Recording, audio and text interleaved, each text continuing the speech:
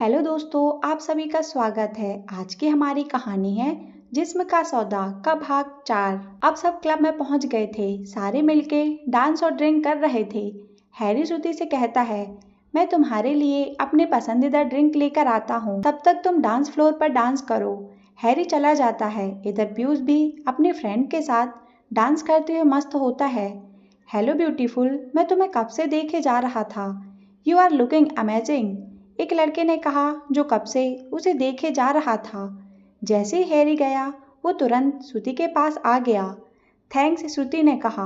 वो लड़का कहता है, अगर तुम चाहो तो हम बाद में फोन पर बात कर सकते हैं। तभी हैरी वहां आ जाता है और श्रुति की कमर में हाथ डालकर कहता है, लो डार्लिंग, तुम्हारा ड्रिंक। अपने बॉयफ्रेंड को ज्यादा मिस तो नहीं किया। वो लड़का बिना कुछ बोले ही वहां से चला जाता है।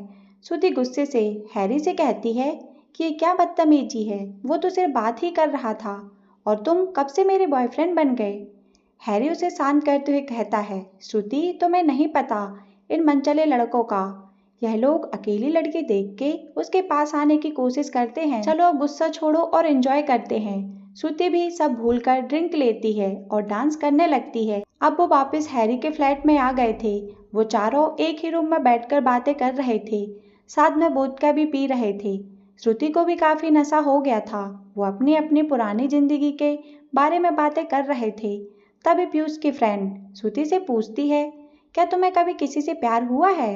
श्रुति बिल्कुल चुप हो जाती है और कुछ नहीं बताती। लेकिन तभी हैरी और पीयूष दोनों जोर डालकर उससे पूछते हैं और कहते हैं कि हमारे बारे में सब जान के बैठी हो और जब अपनी बारी आई तो चुप हो गई।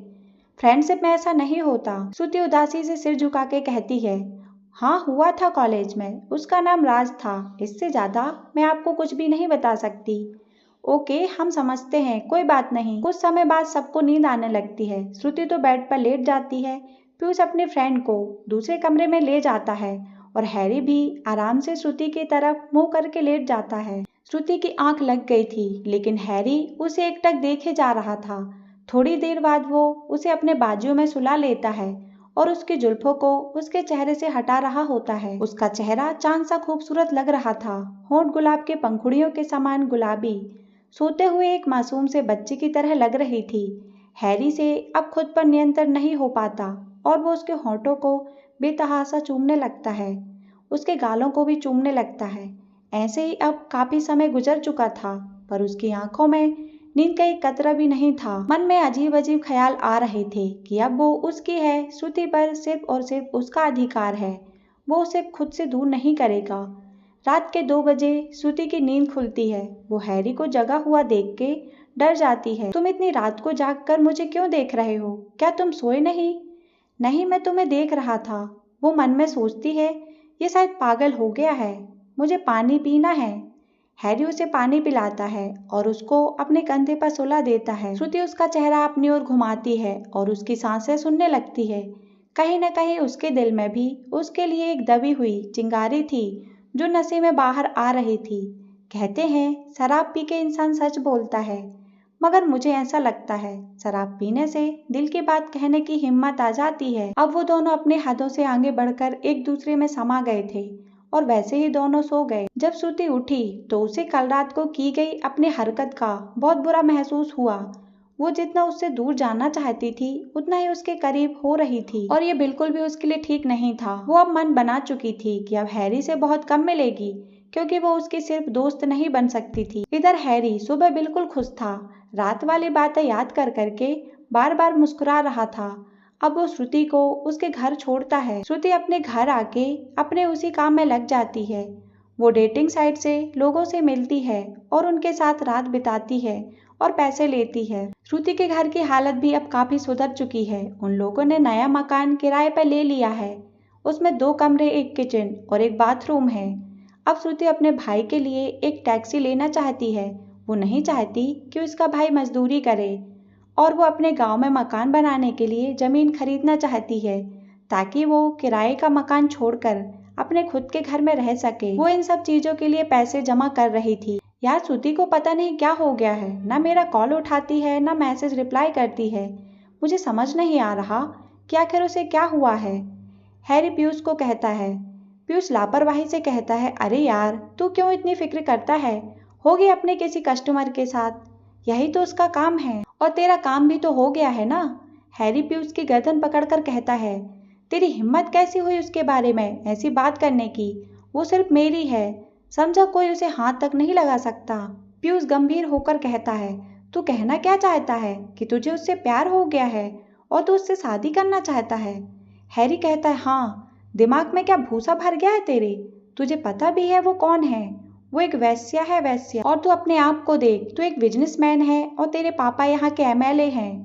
जानता भी है कितनी इज्जत है उनकी यहाँ। तुझे क्या लगता है कि वो उसे कभी अपनी बहू के रूप में स्वीकार करेंगे? तू जानता है ना कि शिखा, जो हैरी की पहली गर्लफ्रेंड थी, की वजह से तेरे घर पर कितना बखेड़ा हुआ था, जिसकी वजह से उन्होंने तुझे लंदन भेजा था। तू फिर वही सब कुछ करना चाहता है। मुझे लगा था कि तुझे श्रुति के साथ मजे लेने हैं, अपना दिल बहलाना है, इसलिए ही मैं भी चंडीगढ़ आया था। मुझे जरा सा भी भान होता तो तेरे मन में यह सब चल रहा है तो मैं कभी नहीं आता।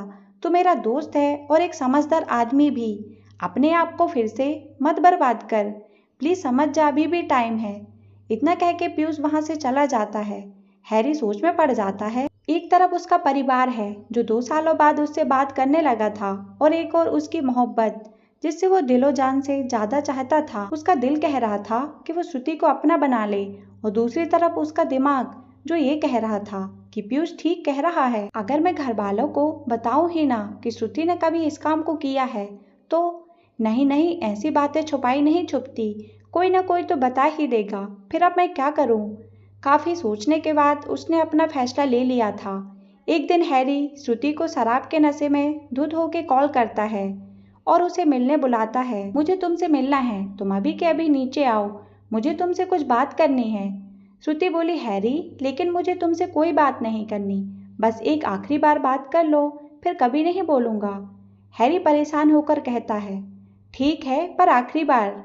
हैरी श्रुति को गाड़ी में एक सुनसान रास्ते पर ले जाता है और गाड़ी रोक देता है। उसके दोनों हाथ पकड़कर उससे कहता है, श्रुति, बहुत दिनों से तुमसे एक बात कहनी थी पर कह नहीं पाया। I love you. मुझे तुमसे पहली नजर में ही प्यार हो गया था। जब से तुमसे मिला हूँ तब से तुम्हें ही याद करता हूँ। तुम्हारे साथ गुजारा हुआ एक एक पल आज भी याद है। जब भी तुम्हें याद करता हूँ चेहरे पर एक मुस्कान सी आ जाती है, थोड़ा परेशान होकर। पर यह बात भी सच है कि मैं तुमसे शादी नहीं कर सकता। हम जिस समाज में रहते हैं उसके अनुसार ही ढलना पड़ता है। मुझे पता है जो भी तुम काम करती हो वो अपनी मर्जी से नहीं, मजबूरी में करती हो, लेकिन इस काम को करने वाली लड़कियों को हमारा समाज स्वीकार नहीं करता।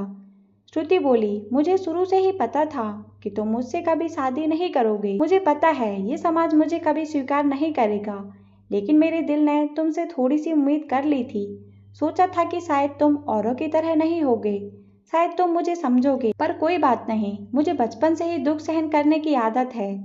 इतना कह के श्रुति की आंखें भर आती हैं और थोड़ी देर गाड़ी में एकदम शांति छा जाती है। श्रुति हैरी को उसे वापस घर छोड़ने को कहती है।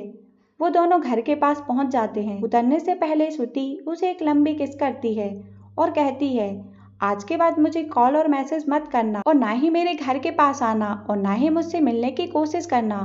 ये हमारी आखिरी मुलाकात थी, क्योंकि अब मुझ में तुमसे मिलने की हिम्मत नहीं है। और भारी कदमों से अपने घर की ओर जाती है। हैरी उसे कुछ भी नहीं कह पाता। वो जानता है कि उसने श्रुति का दिल तोड़ा है। वो चुपचाप से गाड़ी लेकर चला जाता है। उन दोनों की ये छोटी सी प्रेम कहानी का अंत हो गया था। अब श्रुति इतना तो जान गई थी कि उसकी जिंदगी में अब प्यार जैसा कुछ नहीं रहा। वो अब पैसों पर ही अपना ध्यान केंद्रित कर रही थी। अभी तक श्रुति दुखी मन से पहले का सोच रही थी, जो कि पहले उसके साथ हुआ था। अब वर्तमान में जब वो 7 लोगों से मिलकर आई थी। श्रुति उस हादसे के बाद ज्यादातर बिस्तर में ही रहती थी। उसने बाहर जाना बंद कर दिया था। वो सिर्फ खाना खाने, नहाने या फ्रेश होने के लिए ही बेड से निकलती थी। जूली बोली, कब तक तुम ऐसे ही उदास रहोगी? थोड़ा बाहर जाकर घूम फिर लो। यहाँ कमरे में रहकर तो उसी बारे में सोचती रहेगी। ये जिंदगी है, इसका नाम ही चलना और चलते रहना। जो हो गया उसे भूलकर नई शुरुआत कर। और उस दिन गलती तेरी भी थी। जब तूने देख ही लिया था कि वो 7 लोग हैं तो तू वहां रुकी ही क्यों? तुझे अपनी सुरक्षा के बारे में पता होना चाहिए। मुझे पता है तुझे पैसे चाहिए और तेरा एकमात्र मकसद पैसा ही है, लेकिन पैसों के लिए अंधी भी तो तू ही हुई थी। तू उस समय ही वहां से उठ के आ जाती तो वो क्या तुझे जबरदस्ती वहां रखते? उन लोगों ने तुझे पहले ही कहा था कि तुझे अच्छा नहीं लगे तो तू जा सकती है। अब वैसे भी कुछ नहीं किया जा सकता, कुछ पाने के लिए कुछ खोना भी पड़ता है। अब उस हादसे को भूलकर आगे के बारे में सोच और सबक ले कि आगे से ऐसा लालच नहीं करेगी। जूली चाहे ही श्रुति को कड़वे शब्द कहती थी, लेकिन बोलती तो वो हमेशा सच ही थी। उसने सच ही कहा था। श्रुति जा सकती थी लेकिन गई नहीं। श्रुति समझ गई थी कि जो भी हुआ उसमें गलती उसकी भी थी। जूली की बातों से उसकी आंखें खुल गई थीं। श्रुति कहने लगी, तू सही बोल रही है यार, जो हुआ उसमें मेरी भी गलती थी। अब मुझे आगे से सतर्क रहने की आवश्यकता है और जहाँ गलत लगे वहाँ से चले जाने में ही भलाई है। अब वो फिर से काम के बारे में सोचती है और उसे एक आदमी मिलता है जो लगभग 40-42 साल का था। फोटो में देखने से तो वो ऐसा लग रहा था जैसे कि कोई NRI, विदेशी नागरिकता प्राप्त भारतीय है। वो उसे कॉफी शॉप पर मिलने बुलाता है। उसका नाम जैकब था। जैकब बोला, हाय श्रुति, मैंने तुम्हारे पिक्चर देखे, तुम बहुत सुंदर हो, लेकिन पहले मैं तुमसे मिलना चाहता हूँ। मिलके तुम्हें देखना चाहता हूँ कि तुम फोटो वाली लड़की ही हो या कोई और। इसके लिए मैं तुम्हें पैसे दूंगा। आखिर तुम भी तो अपना समय मुझे दे रही हो। श्रुति बोली, ओह कोई बात नहीं सर, मैं ऐसे ही आ जाऊंगी। कल शाम 4 बजे स्टारबक्स में मिलते हैं। श्रुति बोली, जूली मैं आज शाम को स्टारबक्स रेस्टोरेंट जा रही हूँ, किसी से मिलना है मुझे। जूली बोली, यार मुझे भी उसी तरफ जाना है, कुछ सामान लेना है मार्केट से, दोनों साथ में ही चलते हैं। ओके श्रुति और जूली मार्केट जाती है, जहाँ जूली सामान लेती है और श्रुति अपने लिए नया फ़ोन लेने लगती है। श्रुति बोली, भैया मेरे पुराने फ़ोन का डाटा कितनी देर में नए फ़ोन पर ट्रांसफ़र हो जाएगा? मैडम कम से कम 1 घंटा और लगेगा, फ़ोन वाले ने कहा। तभी श्रुति का फ़ोन बजता है। हेलो श्रुति, तुम कहाँ हो यार, 5 बज गए हैं, मैं तुम्हारा 1 घंटे से इंतजार कर रहा हूँ, कब आओगे? जैकब कहता है, जो उसका 1 घंटे से इंतजार कर रहा था। सॉरी मिस्टर जैकब, मैंने नया फ़ोन लिया है, पुराने फ़ोन का सारा डाटा ट्रांसफ़र करने में तो 1 घंटा और लग रहा है, श्रुति कहती है। जैकब बोला, इट्स ओके डियर, मैं वेट कर लूँगा।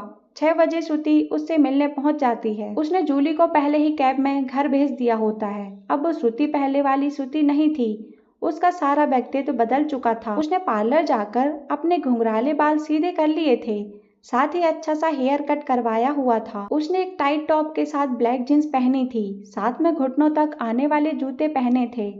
खूबसूरत तो वो पहले से ही थी, लेकिन अब वो फैशनेबल भी बन गई थी। जैकब अब कॉफी शॉप से निकलकर गाड़ी में बैठ चुका था। वो उसे गाड़ी में ही मिलने बुलाता है। श्रुति गाड़ी में बैठती है। जैकब उससे बात करने लगता है। सॉरी अगर तुम्हें बुरा लगा है कि मैंने पहले तुम्हें बुलाया, पर बात यह है कि मुझे विश्वास ही नहीं हुआ कि तुम जैसी सुंदर लड़की मुझे इस डेटिंग ऐप पर कैसे मिलेगी। और वैसे भी किसी के साथ रात गुजारने से पहले मैं उसके बारे में जान लेना ज़्यादा ज़रूरी समझता हूँ। श्रुति बोली, कोई बात नहीं, बल्कि ये तो अच्छी बात है कि किसी के साथ रात गुजारने से पहले उसे जानना जरूरी है। पर वैसे हम कॉफी शॉप नहीं जा रहे हैं, जैकब हंसते हुए बोला। कॉफी पीने का टाइम अब खत्म हो गया है श्रुति, अब तो ड्रिंक लेने का टाइम हो गया है। देखो 7 बज रहे हैं, इस समय मैं कॉफी नहीं पीता। यहाँ बहुत अच्छा एक बार है, चलो वहाँ बैठते हैं। ओके श्रुति ने कहा।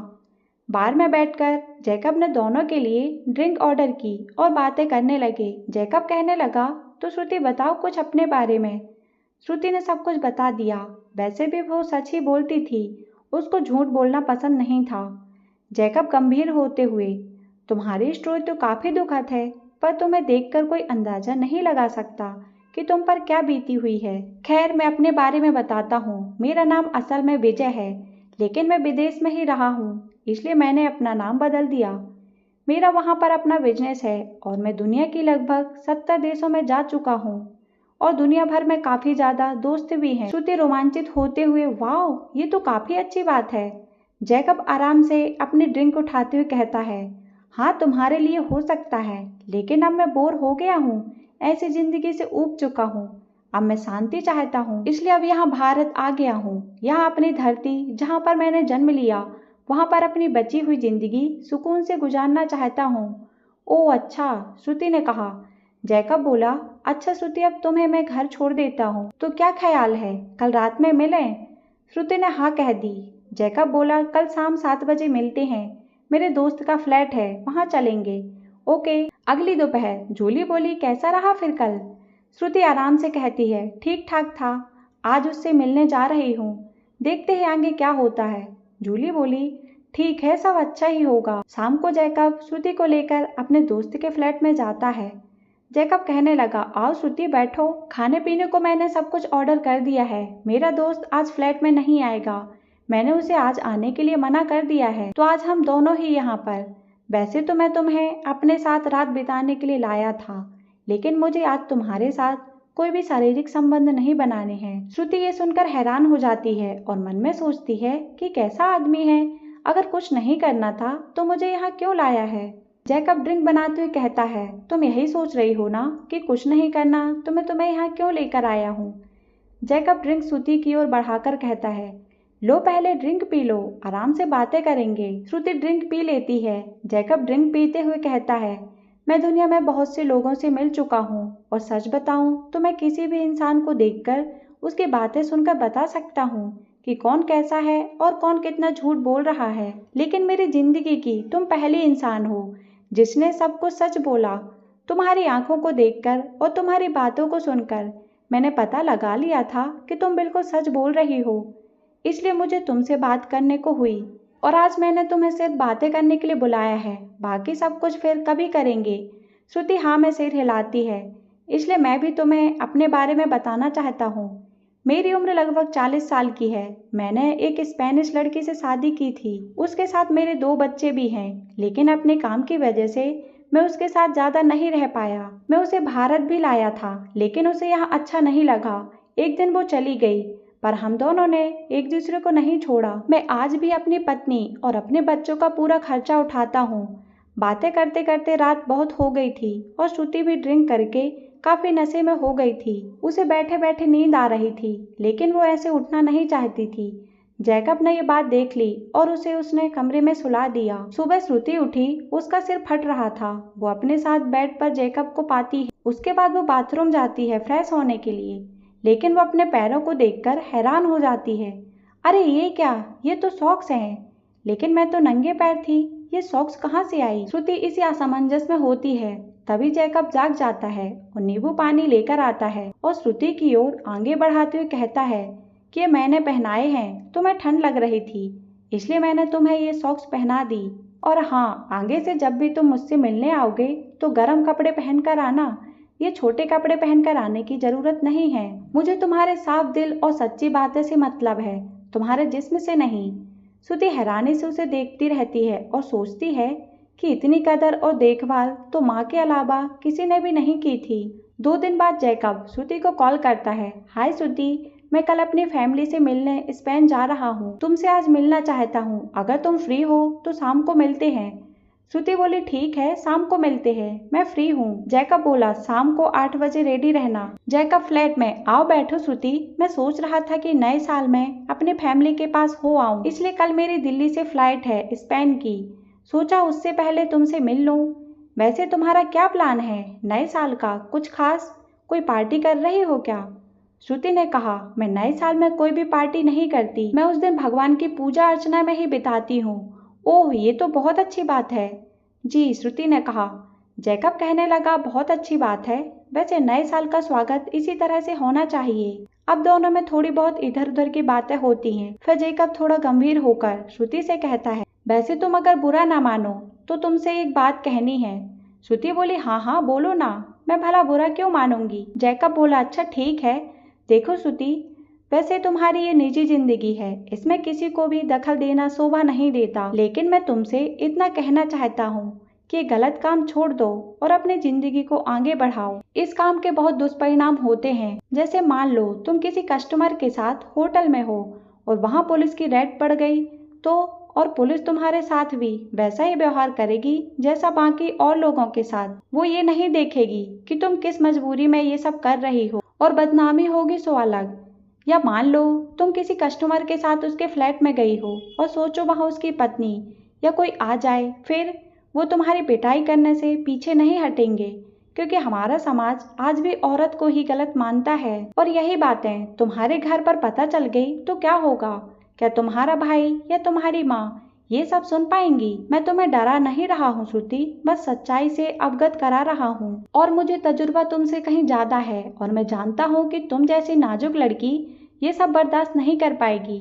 इसलिए अभी भी समय है, इन सब कामों को छोड़ के कुछ और अच्छा सोचो। श्रुति थोड़ी रुआंसी होकर कहती है, मैं भी ये सब कुछ नहीं करना चाहती, लेकिन बस इतने पैसे कमाना चाहती हूँ कि अपनी जमीन लेकर उस पर एक छोटा सा मकान बना दूँ मेरी माँ के लिए, और छोटे भाई को कोई टैक्सी या कोई रिक्शा खरीद के दूँ जिससे वो अपनी मेहनत कर सके, उसको मजदूरी करते हुए नहीं देख सकती। बस यह सब हो जाए, फिर मैं ये काम कभी नहीं करूँगी। श्रुति रोते हुए, मुझे भी बहुत बुरा लगता है जब कोई मेरे जिस्म को छूता है, पर अपने दर्द को अंदर ही अंदर दबा देती हूँ कि सिर्फ कुछ समय और फिर ये सब बंद हो जाएगा। शायद भगवान की नजर मुझ पर पड़ेगी। श्रुति सुबकती हुई चुप हो जाती है। जैकब बोला, अरे मेरी प्यारी गुड़िया, ऐसे नहीं रोते, तुम तो बहुत हिम्मत वाली हो। इतना कुछ सहने के बाद भी तुम बिल्कुल भी नहीं हारी। कोई और होता तो टूट गया होता। श्रुति का चेहरा अपने दोनों हाथों में लेकर, श्रुति मेरा इरादा तुम्हें दुख पहुंचाने का नहीं था, मैं बस तुम्हारी मदद करना चाहता हूँ। अच्छा ये बताओ श्रुति कि तुम्हें कितने पैसे चाहिए जिससे तुम घर बना सको और अपने भाई के लिए टैक्सी खरीद सको, क्योंकि मैं तुम्हारी मदद करना चाहता हूँ। मैं तुम्हें पैसे दूंगा, मेरे पास काफ़ी पैसे हैं, और अगर इस दिन काम नहीं आए तो कब काम आएंगे? श्रुति बोली, आपका बहुत बहुत धन्यवाद जैकब, पर मैं किसी से यूं ही पैसे नहीं ले सकती, मुझे अच्छा नहीं लगता। जैकब को सोचते हुए, ओके डार्लिंग, चलो इस बात को अभी यहीं खत्म करते हैं और ड्रिंक लेते हैं। कल सुबह मेरी फ्लाइट है और मुझे जल्दी उठना है। अगली सुबह जैकब स्पेन के लिए निकल जाता है और एक हफ्ते बाद आने को कहता है। इधर श्रुति के मन में ढेर सारी बातें घूमती रहती हैं। वो जैकब की बातों से इतना डर जाती है कि किसी से भी नहीं मिलती। उसे बार बार वही ख्याल आ रहे थे कि अगर किसी तरह घर पर बात पता चल गई तो उसका क्या होगा। क्या मुंह दिखाएगी माँ को और अपने छोटे भाई को। अब नया साल भी आ गया था। वो हर साल की तरह इस साल भी मंदिरों में जाकर बिताती है, पूजा पाठ करती है। अब जैकब वापस आ चुका था और वो श्रुति को मिलने बुलाता है। जैकब खुश होते हुए, कैसी हो श्रुति, तुम्हें देख के बहुत अच्छा लगा, और उसे गले से लगा लेता है। सच बताऊं तो मैंने तुम्हें बहुत मिस किया है। श्रुति भी उससे मिलके बहुत खुश होती है। जैकब उसके लिए ढेर सारे तोहफे लाया था जिसमें महंगे परफ्यूम, ब्रांडेड कपड़े, ब्रांडेड वॉच आदि होते हैं। उन तोहफे को देखकर श्रुति काफी खुश थी, लेकिन अगले ही पल वो उदास सी हो जाती है और कहती है, इतने महंगे तोहफे मैं नहीं ले सकती, मुझे ठीक नहीं लगता कि किस हक से मैं इन्हें ले लूं, और वापस लौटाने लगती है। जैकब कहने लगा, देखो श्रुति, मैंने तुम्हें यह तोहफे अपना दोस्त समझकर दिए हैं। इन्हें मैंने खुद बड़े प्यार से खरीदा है तुम्हारे लिए।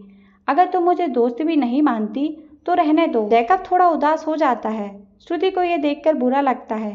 नहीं नहीं, मैं रख लूंगी, मुझे ये तोहफे काफी पसंद आए थे, लेकिन ये थोड़े ज्यादा ही महंगे हैं, तो थोड़ी झिझक रही थी। मुस्कुराते हुए श्रुति कहती है, तुम मेरी दोस्त हो, अब इन सब की आदत डाल लो। दोनों हंसते हैं और इधर उधर की बातें करने के बाद जैकब थोड़ा सा गंभीर होकर श्रुति से कहता है, श्रुति, जब मैं स्पेन में था तो मेरा वहाँ मन ही नहीं लग रहा था। जानती हो क्यों? क्योंकि मैं बस तुम्हारे बारे में ही सोच रहा था कि कैसे तुम्हें इस नर्क से निकालूं, क्योंकि तुम मेरी पैसों की मदद लेना नहीं चाहती, जिसके लिए मैं तुम पे दबाव नहीं डाल सकता। लेकिन मैं ये भी नहीं चाहता कि तुम किसी मुसीबतों में पड़ो। बहुत सोचने के बाद मेरे मन में एक बात आई है, अगर तुम राजी हो तो। क्या तरकीब आई है तुम्हारे मन में? श्रुति उत्साहित होकर कहती है, यही कि तुम जितना पैसा लोगों से मिलकर कमाती हो उतना ही तुम मेरे पास आ जाया करो। जरूरी नहीं है कि हमारे बीच में कोई संबंधी बने, तुम ऐसे ही मेरे पास रुककर मुझसे बातें कर लिया करना। वैसे भी मैं यहाँ अकेले रहता हूँ, मुझे भी तुम्हारा साथ मिल जाएगा और तुम्हें तुम्हारा पैसा भी मिल जाएगा। श्रुति को ये तरकीब अच्छी लगती है और वो इस बात पर राजी हो जाती है। सुबह जब श्रुति अपने घर से वापस जा रही थी तो उसका मन बहुत ही हल्का था। उसके मन का बोझ उतर गया था। अब उसका डर काफी हद तक कम हो गया था। 2 महीने बाद अब जैकब ने चंडीगढ़ में अपना खुद का फ्लैट ले लिया था। श्रुति के पास भी उस फ्लैट की चाबी थी। श्रुति जब मन करे उस फ्लैट में आ जाती थी। वहाँ खाना बनाना, साफ सफाई करना, वो सब खुद ही कर लेती थी। इधर जैकब भी कभी उसके बालों में कंघी करता, कभी उसके पैरों में तेल लगा देता था। दोनों एक साथ ऐसे रहते थे जैसे कितने सालों से एक दूसरे को जानते हैं। साथ फिल्म देखने जाते या कहीं बाहर घूमने भी एक साथ ही जाते थे। जूली भी उस फ्लैट में आ जाती थी और कभी कभार उनके साथ ड्रिंक भी ले लेती थी। जूली श्रुति के लिए बहुत खुश थी। जैकब उसे अपने बच्चे की तरह रखता था। अब श्रुति अपना अधिकतर समय जैकब के साथ ही बिताती थी। वह पहले से बहुत ज्यादा खुश थी। जैकब भी उसके साथ बहुत अपनापन महसूस करता था, जो आजकल जहाँ भी जाता उसे अपने साथ ही लेकर जाता था। चाहे किसी दोस्त का जन्मदिन का उत्सव हो या किसी की शादी की सालगिरह हो, लोग उन दोनों की उम्र को लेकर काफी अच्छी बुरी बातें करते थे, लेकिन जैकब के सामने कोई कुछ नहीं कहता था। वैसे जैकब और श्रुति दोनों ही ऐसी बकवास बातों पर ध्यान नहीं देते थे। श्रुति का घर। जूली श्रुति को छोड़ते हुए कहती है, लगता है जैकब को ज्यादा ही पसंद आ गया है तुझे। आजकल यहाँ आती ही नहीं है। हम तो तेरे दर्शन को तरस गए हैं। श्रुति बोली, यार ऐसी बात नहीं है, पर वो इंसान मेरे लिए भगवान की तरह है। उसने ही मुझे इस गंदगी से निकालकर एक सम्मान भरी जिंदगी दी है। अब मैं जहाँ भी जैकब के साथ जाती हूँ, हर कोई मुझे सम्मान की ही नजरों से देखता है। और सबसे बड़ी बात, मुझे अब और लोगों से मिलना नहीं पड़ता। इस बात के लिए जैकब का जितना शुक्रिया किया जाए कम है। जूली थोड़ी गंभीर होते बोली, वो सब तो ठीक है, लेकिन ऐसा ना हो कि तो उसे दिल दे बैठे। तू तो जानती है कि वो एक शादीशुदा व्यक्ति है। तुम दोनों का मिलन संभव नहीं है। श्रुति ने कहा, हाँ मैं जानती हूँ और हमेशा ही अपने हद में रहती हूँ। जूली बोली, चल तब ठीक है, बस अपना ख्याल रखना। इधर श्रुति के गांव में श्रुति ने अपने गांव में जमीन ले ली। घर बनाने का थोड़ा बहुत काम शुरू हो चुका है। उसकी माँ भी बहुत खुश है। भाई की टैक्सी के लिए वो पैसे जोड़ रही है, जो शायद जल्दी ही पूरे होने वाले हैं। एक दिन जैकब श्रुति को एक बहुत बढ़िया रेस्टोरेंट में ले जाता है। जैकब बोला, कैसा लगा रेस्टोरेंट श्रुति? ये शहर में नया खुला है और इसका खाना भी लाजवाब है। श्रुति बोली, हाँ जैकब, ये तो बहुत अच्छा है।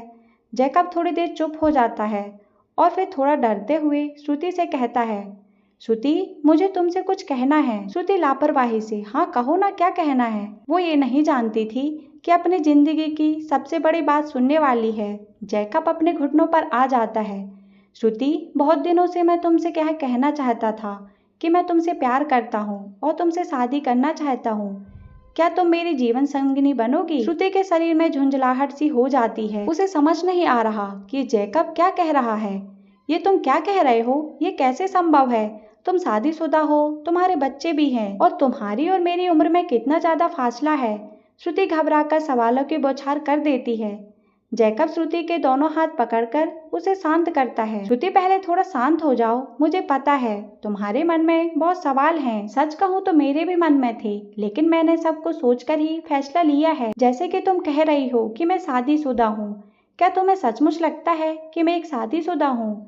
क्योंकि मुझे आज तक ऐसा नहीं लगा। सच तो ये है कि जिसे लोग शादी कहते हैं उसका एहसास तक नहीं है मुझे। मैं उसके साथ सिर्फ 2 साल से ज्यादा नहीं रहा और वो भी अपने में ही खुश रही। उसने मेरे बच्चे पैदा किए, इसलिए मैं उसका सारा खर्चा उठाता हूँ, लेकिन मेरा और उसका संबंध सिर्फ और सिर्फ पैसों तक है। मुझे क्या दुख दर्द है उसे नहीं पता और ना ही वो जानना चाहती। मैं बीमार होता हूँ तो मुझे देखने वाला, मेरी देखभाल करने वाला कोई नहीं है। जिसको लोग प्यार बोलते हैं या परिवार बोलते हैं, उसका सुख मुझे आज तक नहीं मिला।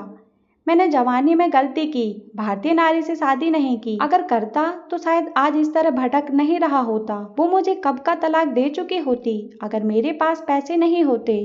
और रही बात बच्चों की, तो वो विदेश में पले हुए बच्चे हैं। उनके कल्चर में दूसरी शादी कोई बड़ी बात नहीं है। वहाँ पर इन चीजों को नॉर्मल ही मानते हैं। पर मैं उनका पूरा खर्चा उठाऊंगा जब तक वो बड़े नहीं हो जाते और अपने पैरों पर खड़े नहीं होते। और अपनी पत्नी का भी खर्चा उठाऊंगा जब तक वो जीवित है। अपनी जिम्मेदारी से भागना नहीं चाहता। जब मैं उससे यह कहूँगा कि मैं तुम्हें हर महीने का खर्चा दे दिया करूँगा, तो वो मुझे बिना किसी झंझट के तलाक दे देगी, क्योंकि उसे मुझसे कोई प्यार नहीं है। मैं ये जानता हूँ। दूसरी बात, हमारी उम्र का फैसला। मैं तो ये कहता हूँ कि जब हमारे दिल मिल चुके हैं तो क्या उम्र से फर्क पड़ता है। जब मैं तुम्हें समझता हूँ और तुम मुझे, तो क्या फर्क है। पुराने जमाने में पति पत्नी की उम्र में काफी फासला होता था, फिर भी उनकी शादी आजकल की शादियों से ज्यादा चलती थी। आजकल की कई शादियां तो 1-2 साल के भीतर ही खत्म हो जाती है। श्रुति गहरी सोच में डूब गई थी। उसे समझ नहीं आ रहा था कि वो क्या कहे। बड़ी मुश्किल के बाद वो कहती है, तुम जानते हो कि मेरे कई पुरुषों से संबंध रहे हैं। ये जानते हुए भी तुम मुझसे विवाह करना चाहते हो। जेकब हंसते हुए कहता है, मुझे नहीं लगता तुमने कुछ गलत किया है। मैंने हमेशा ही नारी जाति की इज्जत की है। तुमने तो फिर भी अपने परिवार के लिए सब कुछ किया है, लेकिन मेरा भी काफी औरतों के साथ संबंध रहा है, क्योंकि मेरी पत्नी मेरे साथ नहीं होती थी और मुझे अपने काम के सिलसिले में एक देश से दूसरे देश जाना पड़ता था। और तुम तो जानती हो कि शरीर की इच्छाएं भी होती हैं, चाहे वो मर्द हो या औरत, इससे कोई अछूता नहीं। मैंने भी ढेरों महिलाओं से संबंध बनाए, पर तुमसे मिलने के बाद मुझे अब किसी से भी मिलने का मन नहीं करता, क्योंकि शायद तुमने मुझे वो दिया जिसे प्यार कहते हैं, अपनापन कहते हैं। तुम्हारे आने से मेरी जिंदगी में खुशियां आ गई हैं। तुम जैसे मेरे फ्लैट में आती हो, मुझ पर अपना हक जताती हो, मेरे बीमार होने पर मेरा ख्याल रखती हो, मुझे अपने हाथों का बना हुआ खाना खिलाती हो। मेरे लिए यही मायने रखता है। जितना तुमने मेरे लिए किया है, शायद इसके मुकाबले मैंने तुम्हारे लिए कुछ नहीं किया। मैं जानता हूँ ये तुम्हारे लिए बहुत बड़ा फैसला है और तुम पर कोई दबाव भी नहीं है। ऐसा मत सोचना कि अगर तुम मना करोगी तो हमारी दोस्ती में कोई फर्क पड़ेगा। ये सब कुछ तो वैसा ही चलेगा जैसा चल रहा है। और हाँ, अगर तुम्हारी जिंदगी में कोई और भी है तो भी तुम मुझे बेझिझक बता सकती हो। मुझे तुम्हारे फैसले का हमेशा सम्मान रहेगा। चलो अब मैं तुम्हें तुम्हारे घर छोड़ देता हूँ। तुम आराम से सोच करके अपना जवाब देना, कोई जल्दी नहीं है। जब भी तुम्हें लगे कि अब तुमने अपना फैसला ले लिया है, मुझे कॉल कर देना। क्या होगा श्रुति का फैसला? क्या ये नई जिंदगी की शुरुआत है या नहीं? आपको क्या लगता है? श्रुति को हाँ कर देनी चाहिए? कमेंट बॉक्स में अपनी राय जरूर दें। धन्यवाद।